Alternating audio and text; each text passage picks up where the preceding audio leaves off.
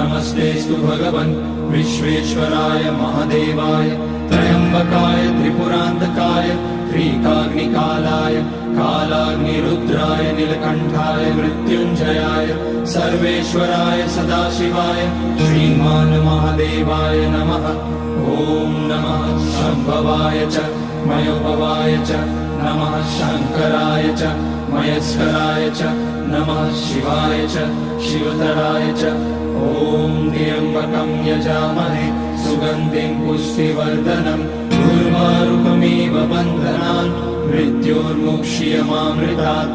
नागेन्द्रहाराय त्रिलोचनाय भस्माकराय महेश्वराय नित्याय शुद्धाय दिगम्बराय तस्मै नकाराय नमः शिवाय।